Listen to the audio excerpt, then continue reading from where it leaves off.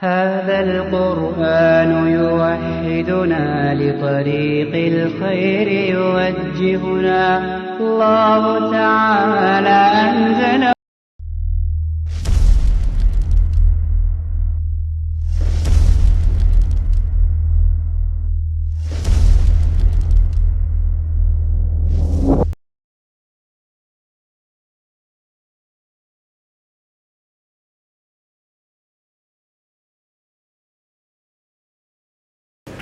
السلام عليكم ورحمة الله وبركاته.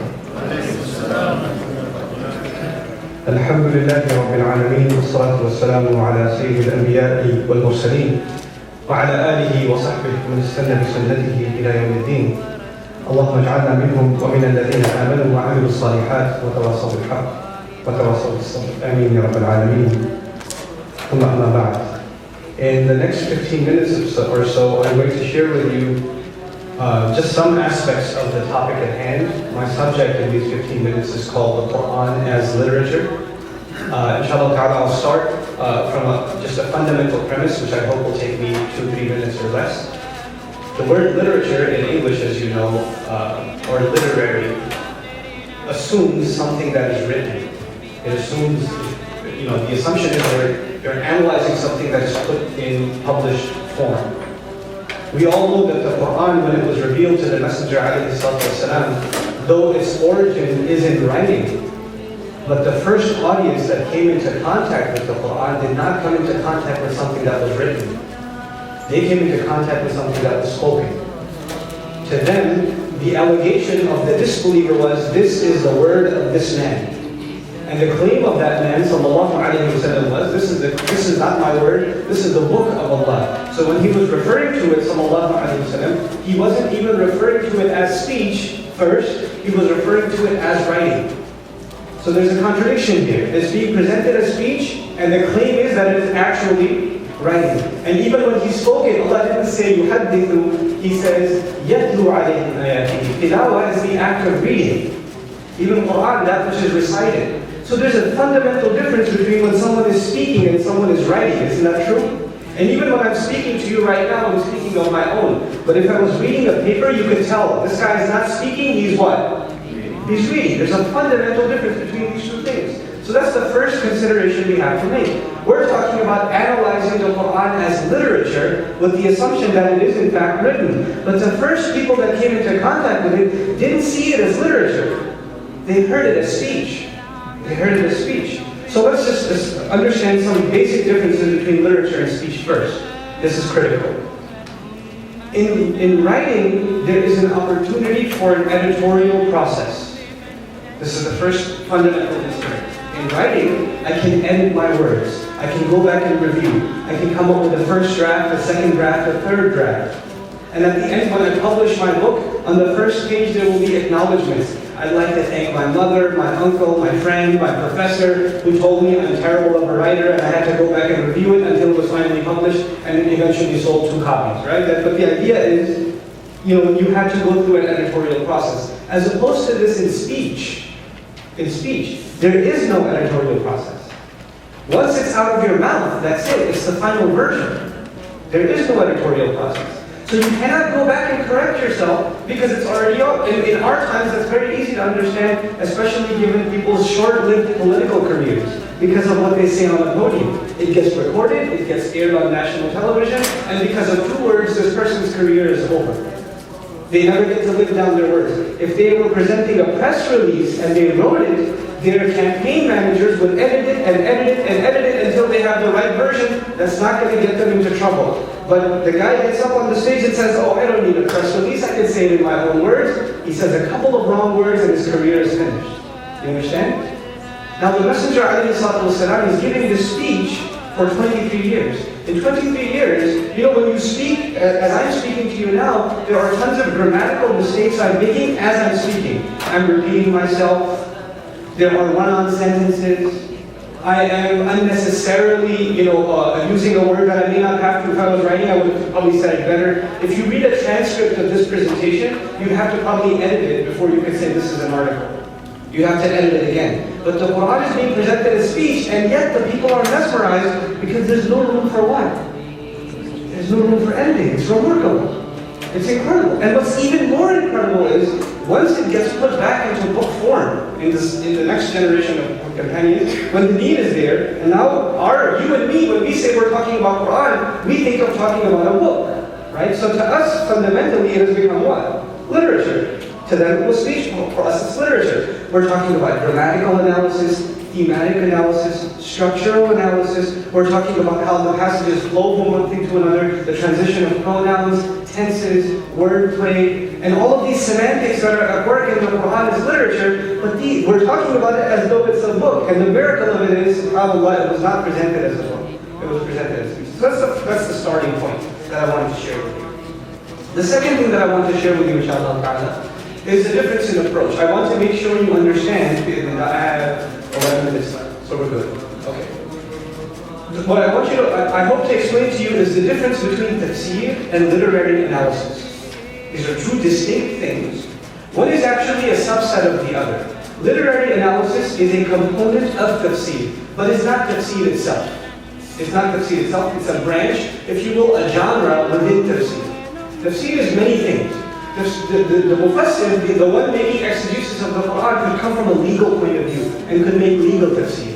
He's looking for ahkam, like al-Qurtubi rahimahullah, al-Jami' al-Ahkam al-Quran. Right? So he's looking for legal injunction in the Book of Allah. You could have a tafsir bil-athar, a stellar example of which is tafsir Ibn Kathir rahimahullah, which his agenda is to create an encyclopedia of quotes of the first 2-3 generations pertaining to the Quran. What did this one say, this one say, this one say, and this one say? That's his job. That's what he wants to do. Similar to Al-Tabari rahimahullah and other writers. What I'm trying to get at is every mufassir has a certain angle, a certain area of explanation that they are highlighting.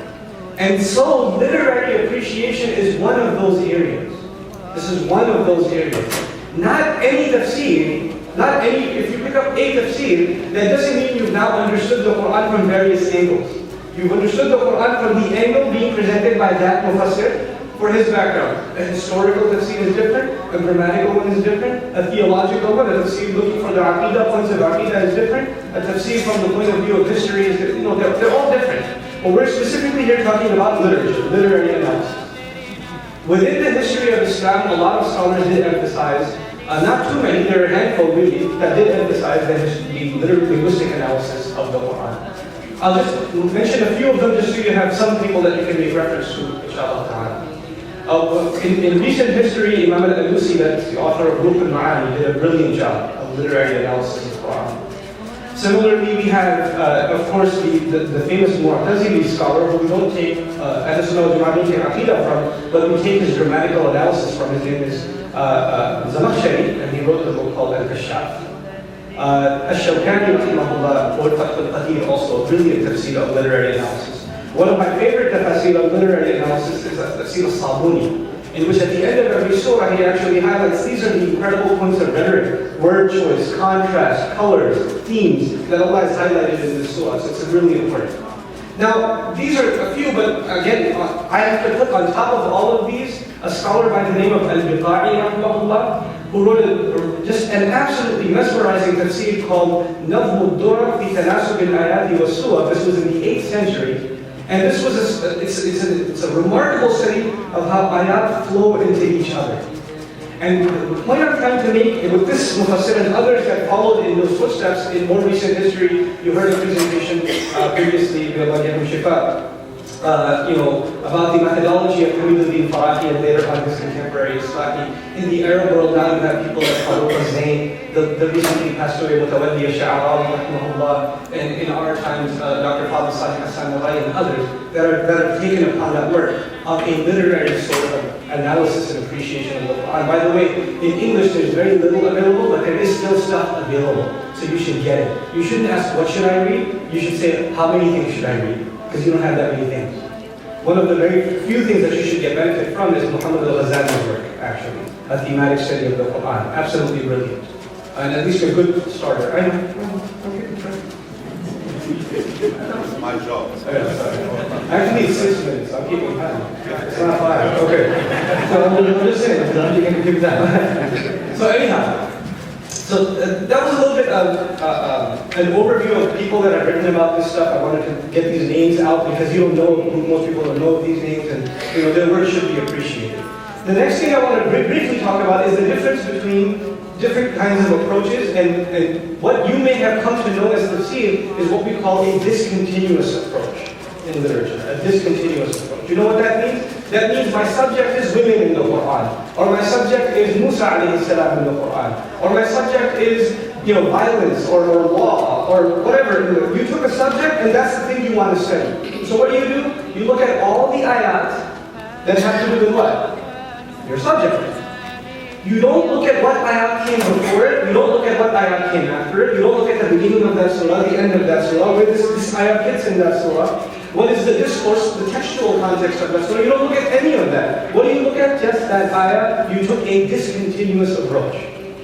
Right? Which works for legal research, it works for thematic types of research, it works. But for literary analysis, you cannot allow for a discontinuous approach. You need to have a continuous approach. Continuous approach. So we have to look at textual context. Where is the ayah placed? What were the ayahs that were before it? What are the ayahs that are after? Now this gives you a continuum. Now you understand where the discourse, the Quran has its own logic. Like a speaker has logic.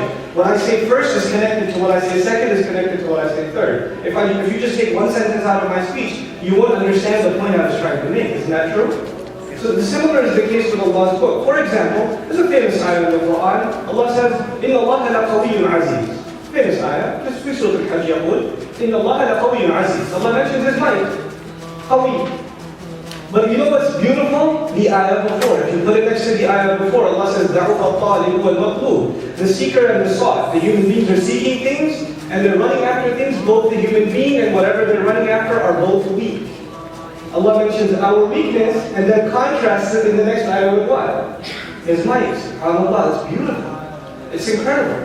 Similarly, you find in Surah Al-Alaq, contrast, right? أَرَأَيْتَ الَّذِي يَنْهَى عَبْدًا إِذَا صَلَّى. These ayat in Surah Al-Alaq are about Abu Jahl. There's no disagreement among Mufassirun pretty much. These ayat are about who again? Abu Jahl. Okay. This surah begins, Iqra, read. عَلَّمَ الْإِنسَانِ. He taught the human being. عَلَّمَ الْإِنسَانَ مَا لَمْ يَعْلَمْ. عَلَّمَ الْإِنسَانَ بِالْقَلَمِ. Knowledge, reading. The whole theme is education. The first part of the surah is education. Halfway down the surah, you start talking about who? The father of ignorance. Abu Jahl. Contrast. It's beautiful contrast. You understand? Similarly, you find, so these sorts of things get overlooked if you don't have a continuous approach to the marvelous study of the Quran. In the 4 minutes that I have left, according to my clock. Okay. I'm posting my watch, I'm sorry. I'm really sorry. Okay.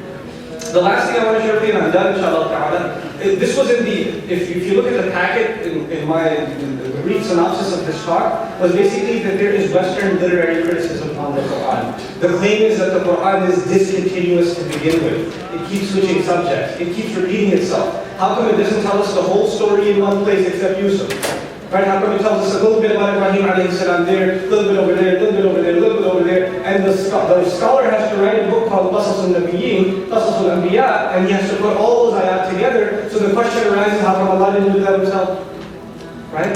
The scholar, what was his agenda? The story. Clearly, what is not Allah's agenda? The story. That's not Allah's agenda. The agenda seems to be something else. Now, generally in religious terms, we say the agenda of the book is guidance. But in literary terms, we'll have to say the Quran is a series of guiding arguments. The way to put it in literary terms is, the Quran is a series of guiding arguments. I'll just give you one example and I'm done, inshallah. This is the subject within literary appreciation of why the stories of the Quran are spread out. That's what I'm talking about. Why are the stories of the Quran? How come Allah tells us a little bit over here, a little bit over there? Why are they repeated? Why don't we get the whole story? Why don't we get all the names and all the details? That's what we're trying to address in the next 2-3 minutes, inshallah. Actually 2 minutes, actually. Okay. So, here's what we're going to do. Ibrahim alayhi salam, more than 20 times in the Quran, well over 20 times in the Quran, his story is mentioned piecemeal. Piecemeal. In surah number, let's talk about surah number 51, what Ibrahim alayhi salam mentioned. The surah begins with the mention of reward and punishment. When we get to Ibrahim alayhi salam and Lut alayhi salam, we learn Ibrahim alayhi salam is going to have a son, and Lut alayhi salam, his nation is going to be what?